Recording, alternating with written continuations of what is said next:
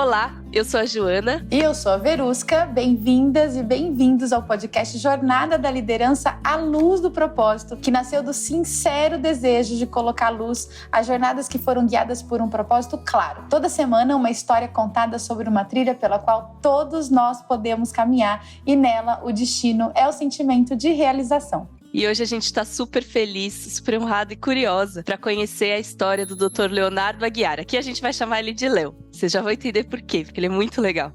Dr. Leonardo Aguiar é cirurgião plástico, pós-graduado pelo Instituto Ivo Pitangui, com quem ele trabalhou diretamente por anos.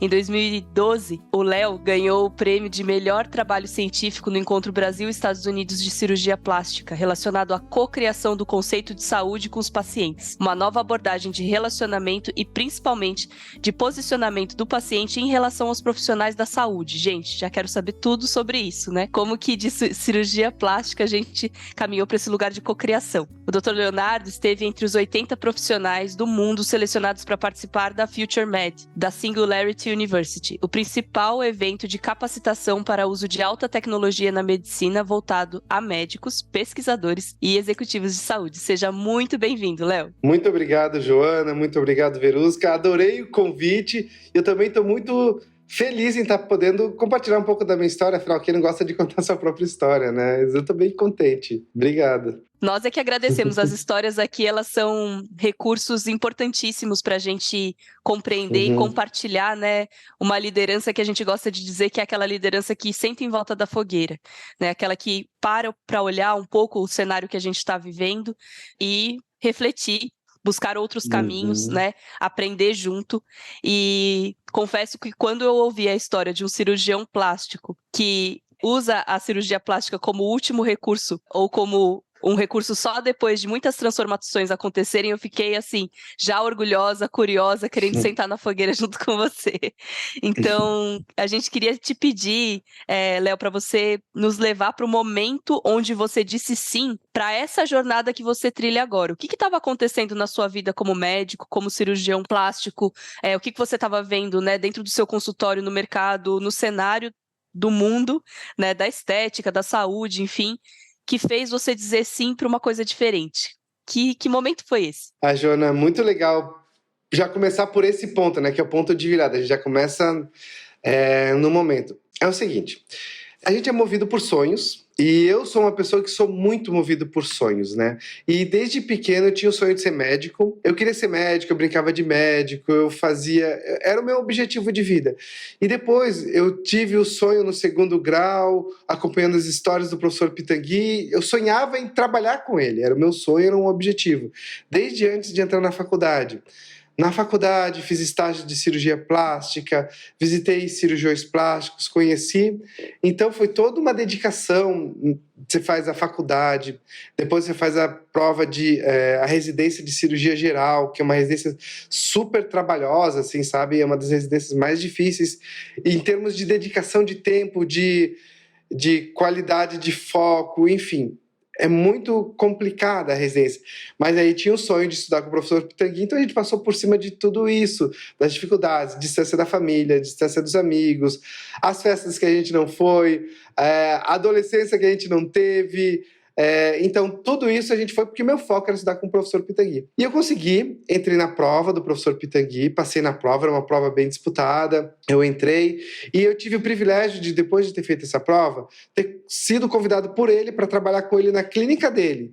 Então a gente passava a visita com ele, operava junto com ele, tinha um contato mais próximo com ele, né? E até eu contei essa história no final de semana passada, depois eu explico aonde que eu contei essa história.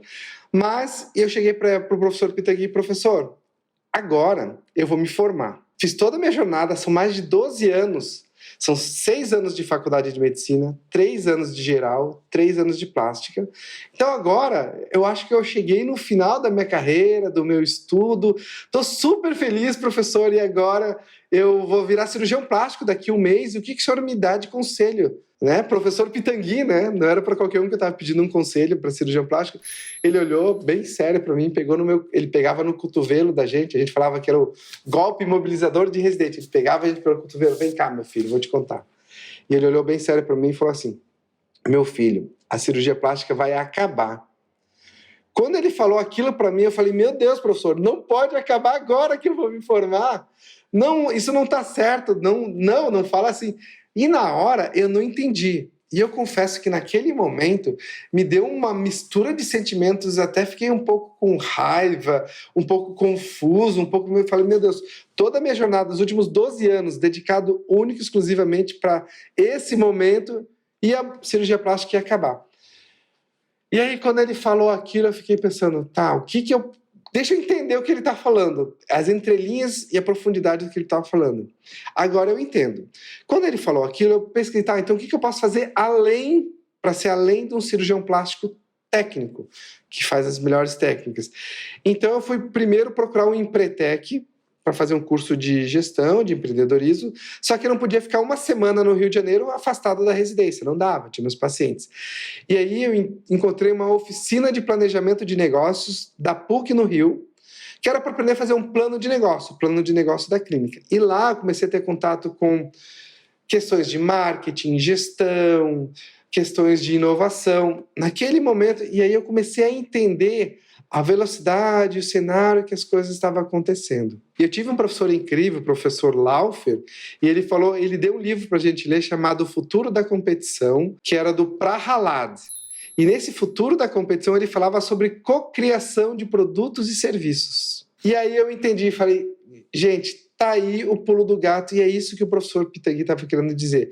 A cirurgia plástica, do modo como a gente enxergava, onde o cirurgião plástico era o centro, ou era o princípio da caminhada, não vai mais existir pelo fato da quantidade de informações, de novas tecnologias. Mas a gente vai ter que reinventar o modo de fazer a cirurgia plástica. Foi ali que eu dei o estalo e eu falei, então aí é isso que ele quis dizer em poucas palavras. Mas até eu descobrir, eu digerir, eu entender aquilo, foi muito sofrimento, tá? Muito sofrimento. Esse foi a primeira virada. A cocriação veio dali, do livro do Prahalad, e até hoje eu falo muito sobre isso. E o que você sentiu nesse momento, quando você recebeu esse ahá, né? Porque imagino que ali, sendo pegado pelo cotovelo pelo doutor Ivo Pitangui, acho que deu um pouco de aflição e medo, mas quando você... Mas tem uma coisa importante aí nessa cena também, que é ouvir os mais velhos, né? Nossa, a gente perdeu tanto, né? Essa cultura mesmo, né? A honra, né? Pelos ancestrais. De honrar né? os ancestrais, os que vêm na frente, né? Então isso em si já é um grande sinal, né? E a sua postura interna diante disso já é um grande sinal. Mas quando você começou a compreender esse processo da cocriação, o que você sentiu ali? O que moveu o seu coração nesse processo da cocriação? Como você relacionou isso na sua relação com os pacientes? Muito legal. E faz todo sentido com o que vocês acabaram de dizer. Vocês perguntaram e responderam. Minha mãe é psicóloga, meu pai era artista plástico. Então a gente sempre teve essa veia lá em casa, um pouco de psicólogo, um pouco de artista. E o que acontece? O ouvir tem essa questão da escuta empática, da escuta ativa, então realmente a escuta interpretativa. Então quando eu ouvi o Pitangui, não era só literalmente o que ele estava falando, vai acabar a cirurgia plástica, mas quando a gente ouve os mais velhos, a gente tem que entender o que está por trás do que aquilo que ele está falando. Toda aquela carga, tudo o que ele envolve, o contexto baseado no que ele está falando. Foi o que eu fiz com o professor Pitangui, demorei meses para entender, mas entendi. Hoje eu estou aqui mais de 15 anos depois dessa conversa, falando sobre ela, e graças a Deus eu não me assustei muito com ela e não só neguei, porque ela gerou um luto para mim, e eu vivi as fases do luto, as fases de negação, porque imagina, vai acabar a cirurgia plástica. Gerou um luto, eu vou acabar, tudo que eu fiz deu errado. E aí, essa habilidade da escuta empática, essa é a primeira, na minha opinião, a primeira habilidade que o médico tem que desenvolver com seus pacientes. Por quê? Porque quando um paciente vem me procurar para cirurgia plástica, ele não vem me procurar para ficar mais magro, mais alto, mais assim, mais assado, mais esticado. Ele vem me procurar por algum motivo além daquilo que eu posso entregar. E esse motivo além daquilo que eu posso entregar, eu tenho que capturar antes. Por quê? Se esse motivo é ser aceito na sociedade, ser mais amado pela esposa ou pelo marido, ou ser o netinho que falou que a vovó tá com a pele enrugada e a vovó não pode mais ler história pro netinho, sabe? Eu tenho que entender se o que eu vou entregar vai se ajustar à expectativa do paciente que vai além da cirurgia plástica. Se eu não entender, o paciente vai ficar frustrado. Por mais que a cirurgia plástica tenha sido perfeita, não tenha dado nada, mas se ele não tivesse entrega, e ao passo também acontece. Se a gente consegue trabalhar essa expectativa antes, ou trabalhar essa entrega antes, vou dar um exemplo que é aí que entra. Eu tive vários pacientes assim que a gente fala assim, olha, doutor, eu quero operar minha barriga, eu quero operar minha mama. Eu falei, tudo bem, mas agora não é o melhor momento de você operar sua barriga, operar sua mama, operar seu rosto. A gente tem que cuidar da sua saúde antes. Perder peso, ou parar de fumar, ou parar de beber, ou fazer atividade física de uma forma regular. Você ajustando essas situações na sua vida, vai chegar um momento que a cirurgia plástica vai te dar o que você espera. Mas se você fizer agora, com os hábitos de vida e o estilo de vida que você tem hoje, você não vai ter o resultado que você espera. Então, e aí aconteceram histórias muito engraçadas, porque eu tive pacientes que fizeram isso, fizeram uma mudança de hábito de vida, ficaram tão bem, tão felizes, falando, doutor, eu te agradeço muito, maravilhoso, e agora não preciso mais operar. Eu falei, tá ótimo, para você ver que você não precisava operar nem antes, que a cirurgia não ia te trazer o resultado que você esperava. E aí que está o pulo do gato. E eu acho, sinceramente, que esse é o verdadeiro e o melhor marketing do cirurgião plástico. É você saber o momento que você não deve fazer e só fazer a cirurgia como um último recurso, ao contrário do que é hoje a sociedade do consumismo, enfim, de colocar o paciente como um produto, vamos falar nesse sentido. Eu acho que é totalmente inverso. E a partir do momento que a gente consegue exercer essa escuta ativa e colocar o paciente como uma pessoa que tem verdadeiras necessidades, a gente fala da pirâmide de Maslow, entre outros detalhes, no final o paciente vem me procurar pela base da pirâmide, estou com um problema fisiológico, um excesso de pele, alguma coisa assim, mas no fundo ele quer autoestima, quer amor, quer ser cuidado. É isso. Se ele já consegue aquilo antes, a cirurgia plástica vem um complemento dentro de um processo. Então a gente inverteu a roda nisso. É claro que durante todo esse processo do entendimento do que seria a cocriação de saúde, isso eu já estou trabalhando há mais ou menos 12, 13 anos, e foi esse projeto que foi legal quando você me apresentou. Eu apresentei num congresso internacional e fui premiado, que eu pensei assim, olha, isso tem um potencial de mudar a cirurgia plástica, mudar o que a gente vem fazendo. E foi legal que eu ganhei o prêmio nesse congresso falando de não operar os pacientes, ou de operar no momento certo. E aí que me deu o estalo de falar assim, vou levar isso para Singularity, porque eles tinham um projeto, isso foi em 2012. Eu ganhei em fevereiro o projeto, em março, abril, comecei a aplicar e o resultado saiu em dezembro de 2012. Eu falei, olha, a gente pode fazer isso, mas tem um detalhe, como é que eu consigo metrificar e mostrar, olha, isso tem resultados positivos?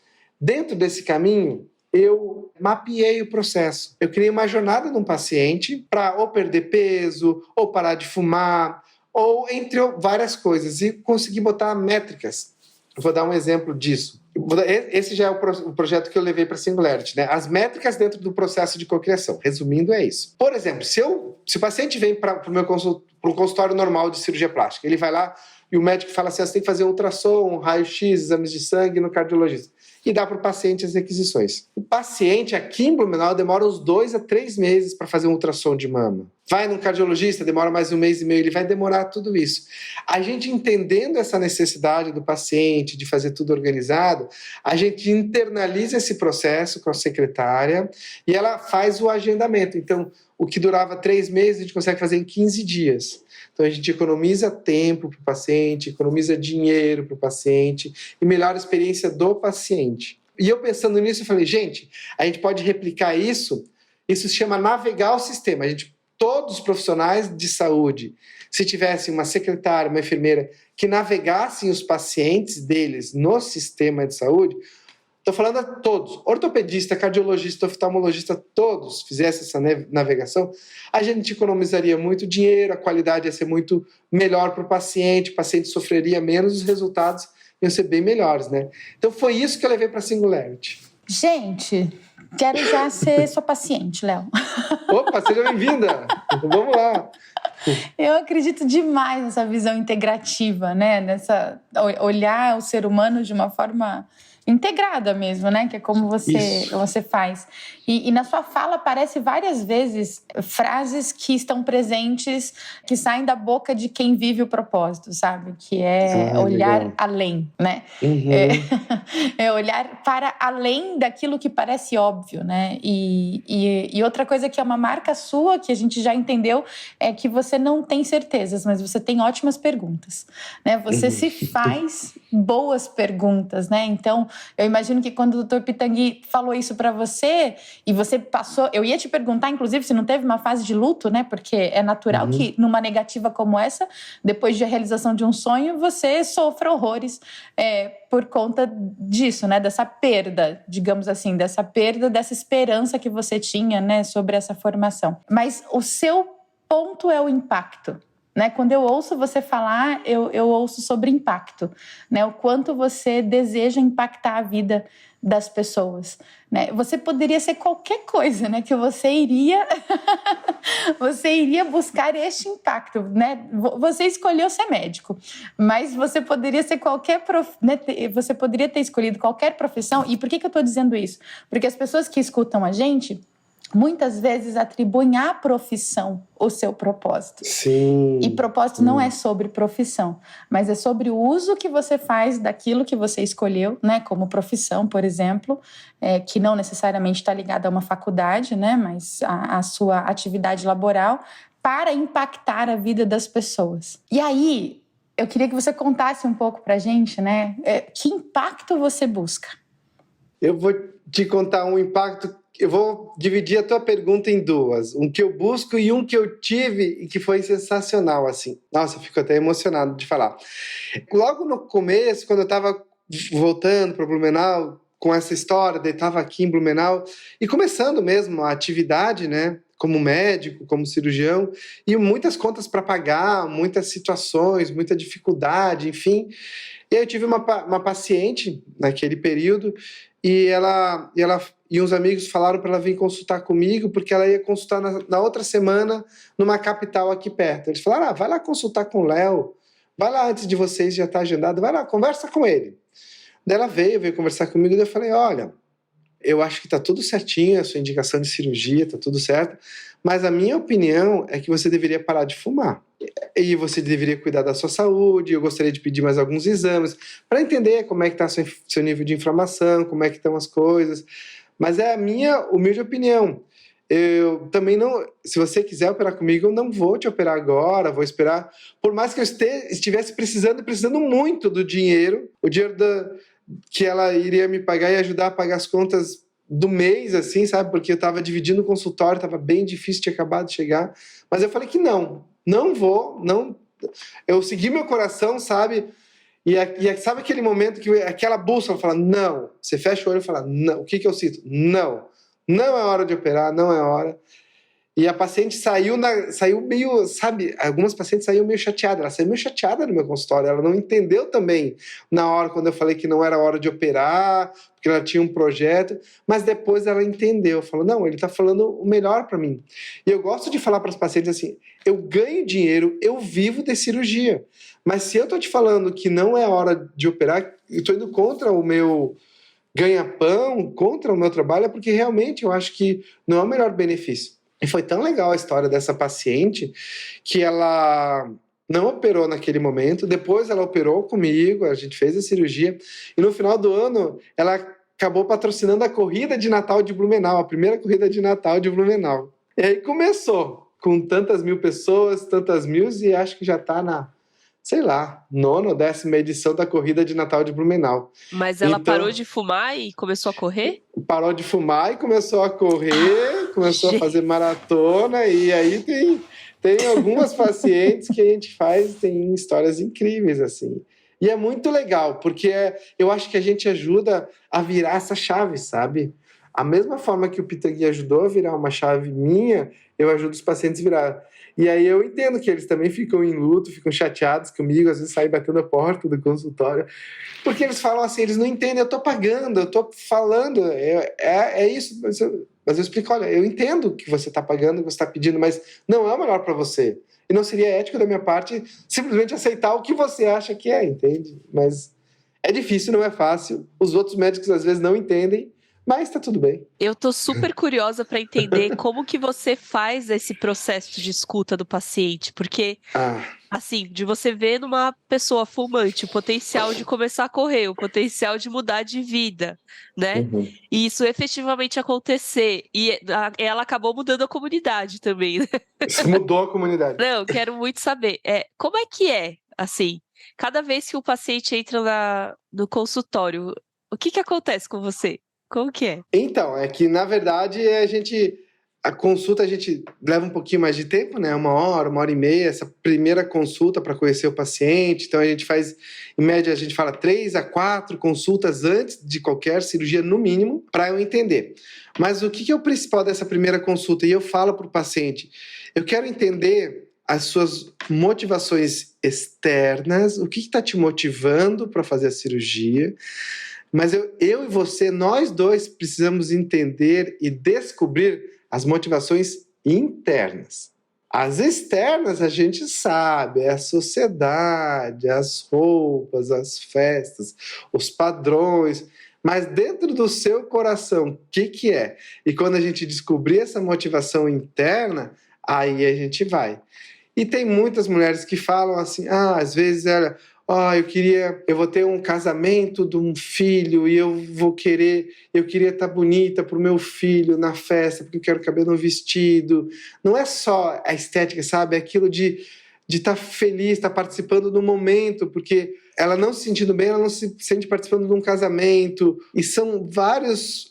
a gente tem que descobrir, olha, eu quero ler um livro para o meu neto, eu quero participar do grupo de corrida da academia, porque eu quero interagir com a minha filha que está correndo, sabe? Então a gente tem todo esse trabalho, e quando a gente descobre a motivação interna do paciente, e ele descobre, e a gente fala eu gosto de falar disso, que a paciente fica com aqueles olhos de tigre, sabe? Agora ninguém me segura. Aí que você faz a virada de chave, porque aí ela transforma a motivação interna em poder de transformação. E aí que ela começa a transformar o lado dela, começa a educar as pessoas, fala, olha, isso não é bom para tua alimentação, come isso, faz atividade física, vamos todo mundo meditar, vamos fazer isso, vamos fazer aquilo. E é esse poder interno que modifica a sociedade, em todas as áreas. Os olhos de tigre. A gente vê no brilho dos olhos, falar, doutor, olha, hoje eu levantei na raiva para treinar, já treinei, vim correndo, deixei meu carro em casa, vim correndo na chuva, tô aqui, ó.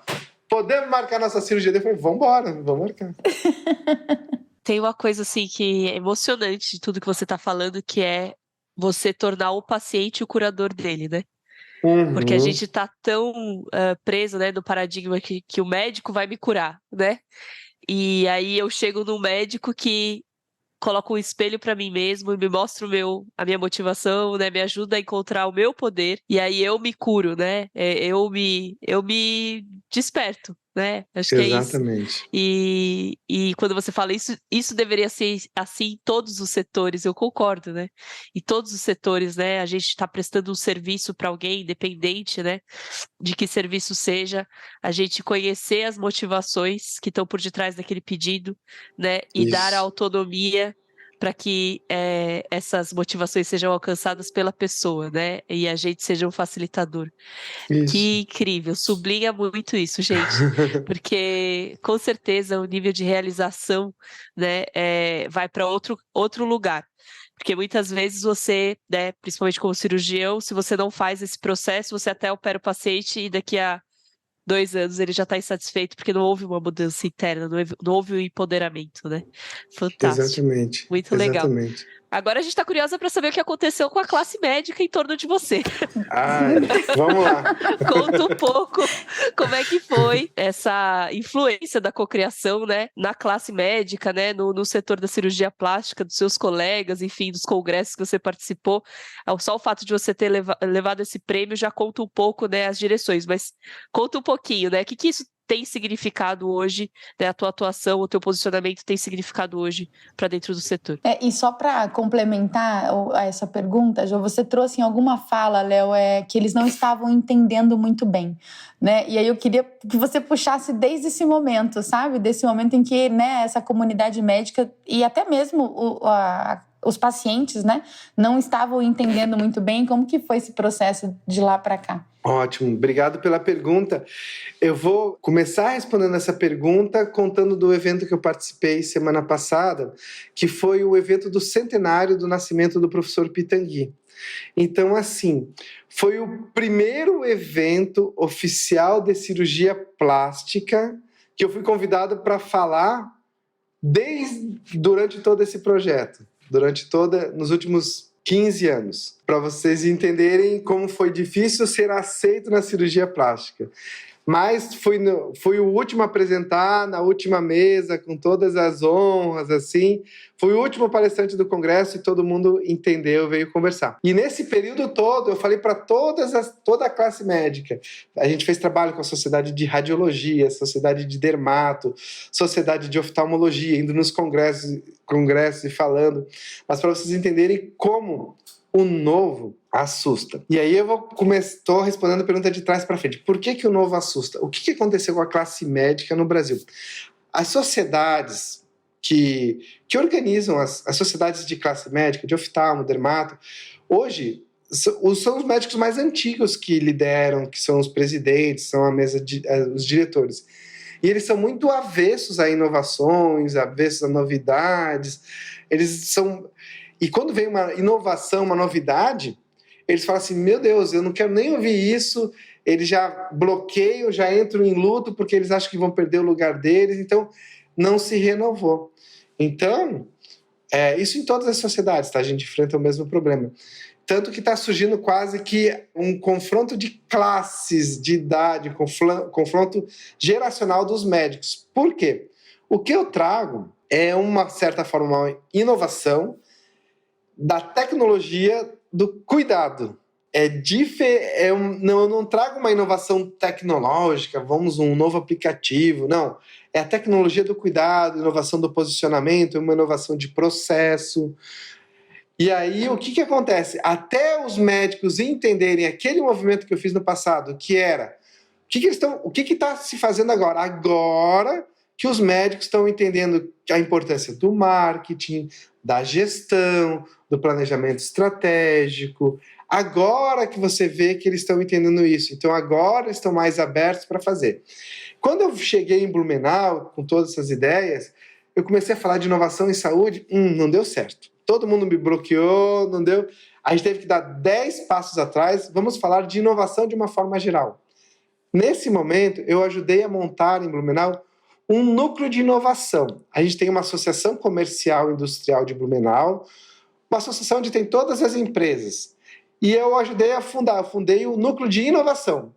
Para fundar o núcleo de inovação, para depois falar de inovação em saúde. Então era eu, cirurgião plástico, falando de inovação, porque a inovação é transversal. Tudo isso que eu estou falando funciona em todas as áreas.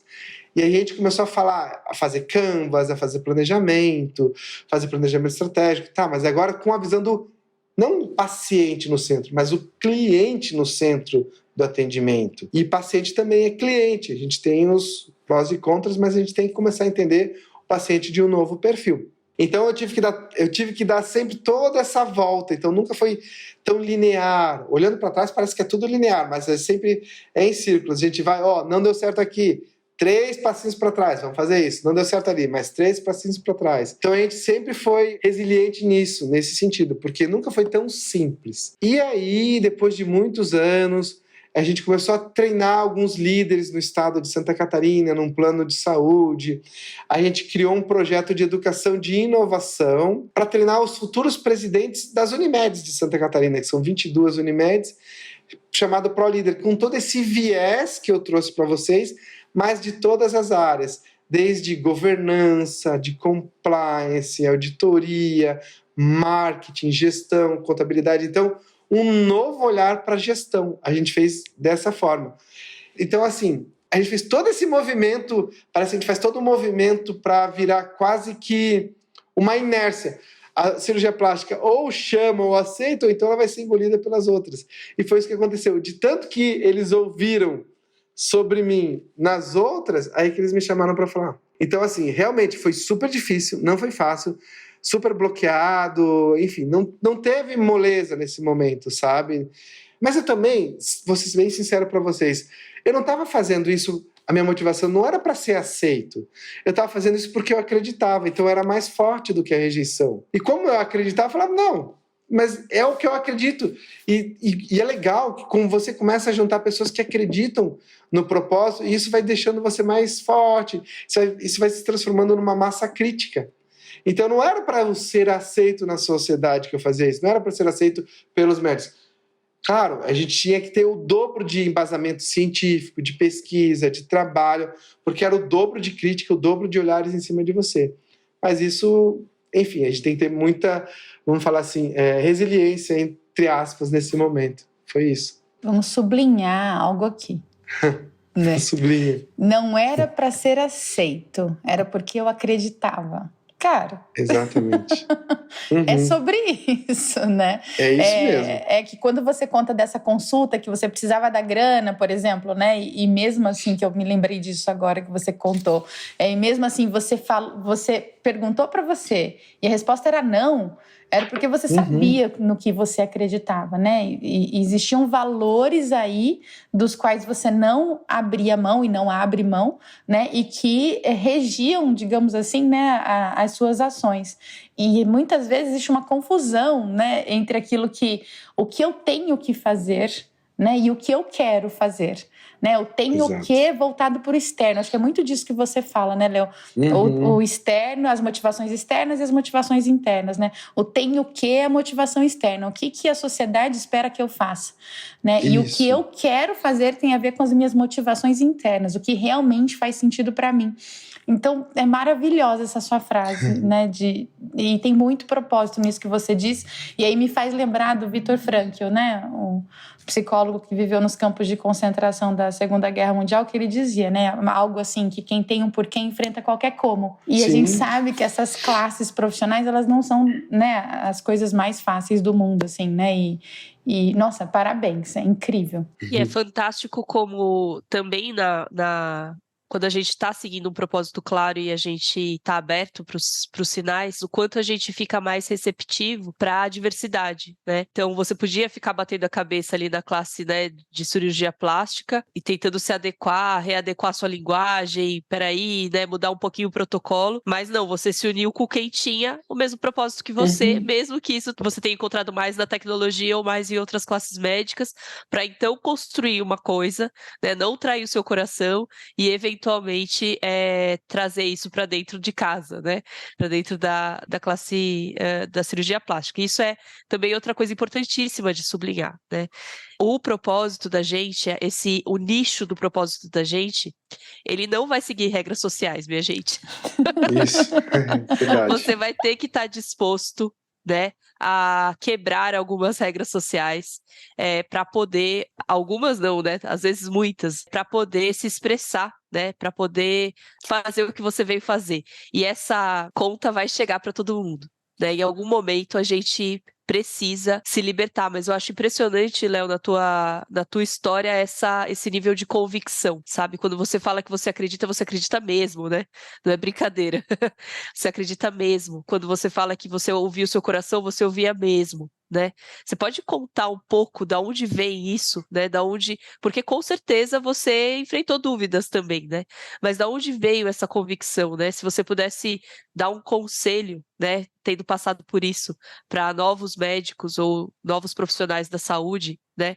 O que você diria? Da onde vem a conexão profunda com essa convicção e essa camada de inovação que não está nos paradigmas, né? Porque não é moda, né? Essa camada da inovação do cuidado, da inovação do posicionamento. Obrigado pela pergunta, Joana. É assim, eu gostaria de falar, mesmo que você não perguntasse, eu ia puxar um gancho, porque o que me ajudou muito e uma forma que eu explico para os meus pacientes, quando a gente está sobre altos níveis de estresse, a gente tem que gerenciar o estresse. Não tem como para o mundo que eu quero descer, eu quero ir para outro lugar mais tranquilo. Não, o mundo está aí, as coisas estão acontecendo, tudo está acontecendo ao mesmo tempo, a gente tem que saber gerenciar. Quando a gente gerencia, a gente consegue deixar o estresse no nível controlado e a gente consegue meditar sobre o que a gente faz, meditar sobre o que a gente pensa, a gente consegue ter uma clareza de visão de mundo, clareza de visão da minha profissão, de mim mesmo. E aí eu consigo tentar para onde eu quero chegar, como é que eu quero estar daqui a 10, 15, 20 anos. Principalmente, eu sempre faço isso. Eu faço a conta de trás para frente. Eu vou estar aposentado com quantos anos, como é que eu quero estar com meu filho com quantos anos, e eu quero olhar para trás e quero contar qual a história. É isso. Na minha meditação, eu medito assim. Qual a história que eu quero contar olhando para trás? E é isso que me ajuda muito. E aí, quando eu tô muito agitado, muito tenso, muita coisa para fazer, sabe? Aquele dia que você, eu tenho que fazer isso, fazer aquilo, vai... É o dia que você... Daí eu tenho que... Opa, já me dá aquilo... Não, opa, hoje eu tenho que chegar mais cedo, tenho que meditar 2 vezes. Meditar de manhã, meditar no final do dia, acalmar, organizar as ideias. Então, o lugar onde eu vou, onde é para dentro, não é fora. Não é na comida, não é na atividade física, não é no álcool, não é nas drogas, não é... É dentro da gente. E se eu te falar, esse é o lugar mais difícil da gente chegar, mas... É técnica de meditação, é praticar. Às vezes, sabe quando que eu consigo meditar? Às vezes fazendo aula de bike me ajuda a meditar na aula de spinning, aquelas aulas loucas assim, caminhando, escutando música. Às vezes minha esposa ri de mim, mas lavando louça eu consigo estar no estado meditativo. Porque o que eu faço? Eu vou contar para vocês. Eu tenho toda a minha técnica de lavar louça. Coloco toda a louça... Na pia tem 2 cubas, numa cuba encho de água, tá lá, chego. Eu separo a louça dentro da cuba, daí faço toda uma ordem. Primeiro os copos, daí boto os copos, daí lavo os talheres, boto os talheres dentro do copo. Daí os pratos, sabe? Para mim, esses processos, para mim, são estados meditativos. Fazer cirurgia, para mim, é um estado meditativo, que eu tenho tanto foco naquilo que eu estou fazendo que me dá. Então, eu descobri que não é só parar e estar assim, meditando. Às vezes, a gente consegue entrar em estados meditativos durante o dia. Então, isso, para mim, é o que... Sabe quando você sai aquilo? Quando você tem vários insights. É nessa hora que você vai tendo os insights. Mas você pode propor um insight que você quer ter. É o que eu falo, quando eu sento eu quero olhar para trás, eu quero contar minha história daqui a 10 anos, vamos, a gente vai, medita, enfim. A gente vai adaptando, sabe? Mas tem que botar na agenda, senão não acontece. Bora colocar os maridos para lavar louça para meditar. E meditar. Olha, vou receber informações. Adorei esse processo. Mas tem que fazer, a gente já une o útil ao agradável, né? Já vai, já resolve. Isso sim é otimização, hein? Mas é um estado meditativo, claro, não é meditação profunda, mas ele ajuda. Se você consegue concentrar, funciona super. Dirigindo, às vezes, também, se atinge um estado... Fantástico. Muito claro, né, que esse estado de presença, esse estado de conexão, obviamente vai gerar melhores condições para a tomada de decisão. Isso. Uma melhor qualidade de inovação, né, quando você vai olhar para os processos do consultório, quando você vai olhar para o paciente como curador, como cliente, né, quando você vai olhar para a tua equipe, como que você vai propor. E hoje eu estou curiosa para saber que tipo de pacientes chegam para você, porque eu imagino que já tenha, né, uma onda de pacientes com outra cabeça, né, chegando para você. Como é que é hoje em dia, né, depois de todo esse processo desbravando esse caminho? Jana, é muito legal essa pergunta, porque hoje em dia os pacientes já chegam procurando esses conceitos, na verdade, de uma visão integral, uma visão integrativa, uma visão que vou entender o paciente em todas as suas necessidades. Eles traduzem isso muito um médico mais humano, um médico mais empático. Eles falam, eu sei que o doutor é mais humano nesse sentido, porque a gente tenta resolver essas coisas além do... Mas eu falo, puxa, isso aí é legal eu ouvir disso, mas tem médico que não é humano? Se tem, não deveria ser médico. E me gera uma certa dúvida. Vou naquele médico mesmo sabendo que ele não é humano. Eu falei, opa, peraí.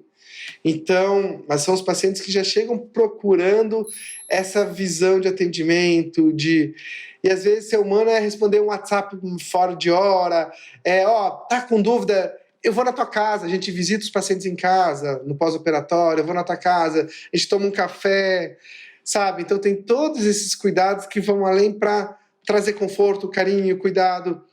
Então, os pacientes que me procuram hoje já têm essa visão de mundo que vai além da parte técnica profissional.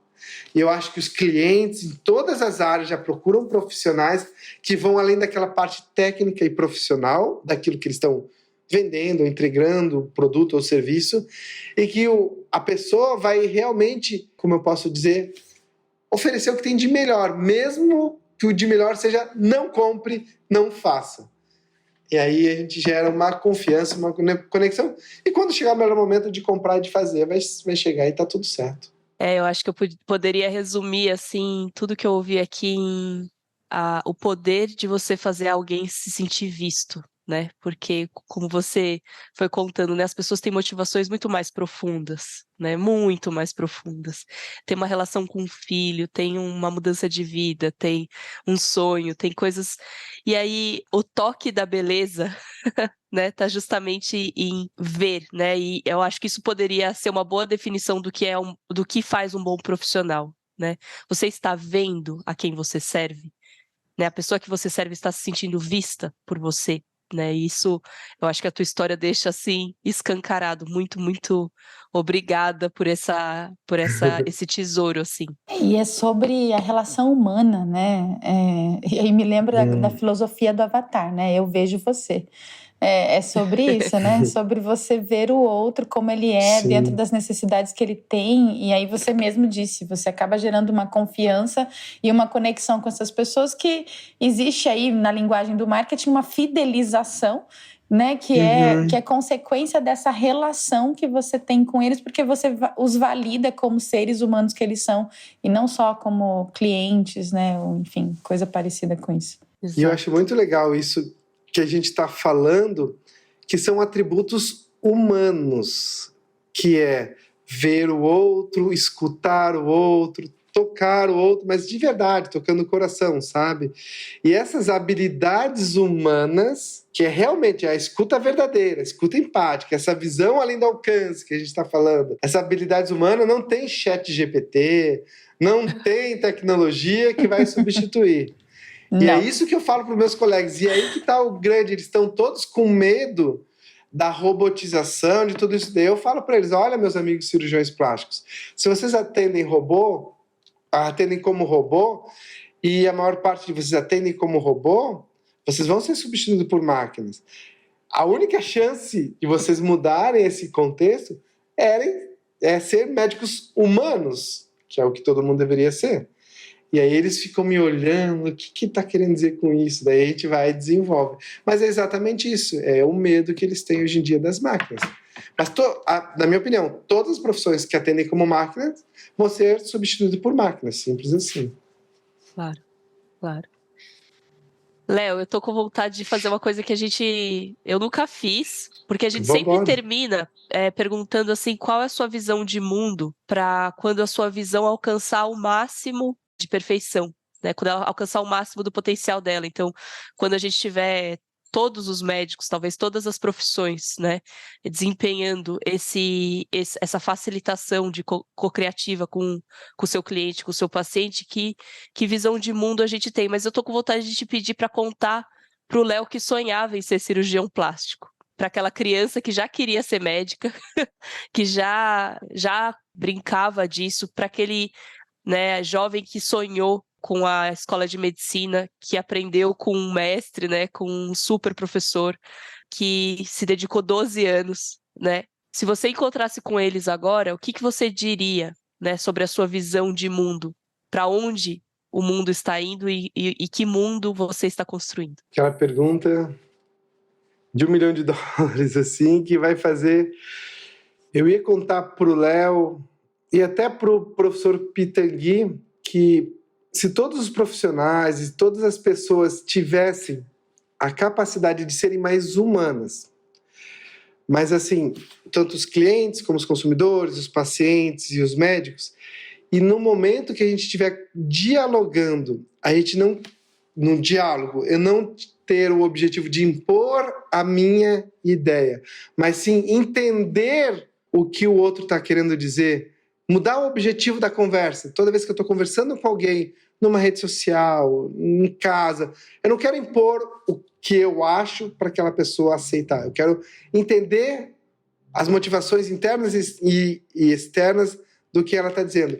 A partir do momento que toda vez que a gente estiver num diálogo, a gente estiver nessa posição, a gente vai começar a criar um consenso global de empatia e todo mundo vai, teoricamente, estar na mesma página de que o mundo é um só, ou a gente aprende a colaborar e ser mais humano, ou então esse mundo que é um só não vai existir para todos. Só tem um mundo, acabou esse mundo para um, acabou para todo mundo.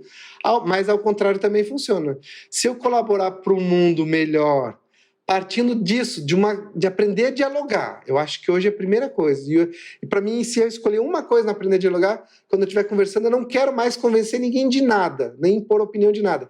Eu quero só entender o que ela está querendo dizer, ir lá no fundo. Fazendo isso e sendo mais humano, com escuta empática, visão além do alcance, que eu chamo, e o toque no coração, aí a gente transforma o mundo num mundo mais colaborativo, verdadeiramente colaborativo, aí a gente transforma o mundo num lugar verdadeiramente mais humano, na concepção mais importante da palavra, da humanidade, e aí a gente consegue sim viver de uma forma mais leve, uma forma mais suave, e a gente não vai precisar mais ter tantas situações que, enfim, que causam angústia para as pessoas, né? Enfim, eu acho que é isso. Eu acho que era isso que eu sugeri, eu acho que é esse mundo mais leve, mais humano que eu gostaria que acontecesse. No auge dos meus devaneios. Uma verdadeira medicina para o mundo, que você Exatamente. Acabou de compartilhar. A cura para o mundo. Ah, que legal, tô até muito feliz. Uau, uau. Se você se sentiu tocado no coração por esse médico, esse curador, esse co-criador, esse médico brasileiro, trazendo uma outra visão, talvez uma visão bem mais realista sobre o que é cura, sobre o que é saúde. Repasse esse podcast para sua família, para os seus amigos. É uma mensagem extremamente importante para a gente construir esse mundo novo juntos. E fique com a gente, porque todo domingo às 21 horas a gente traz uma história que toca os nossos corações e que mostra que essa trilha é uma trilha que todos nós podemos caminhar e o sentido é a sensação de realização. Muito obrigada, Léo. Muito obrigada por estar com a gente hoje. Obrigado, meninas. Vocês me tocaram o coração, fizeram derramar algumas lágrimas aqui, viu? Obrigado.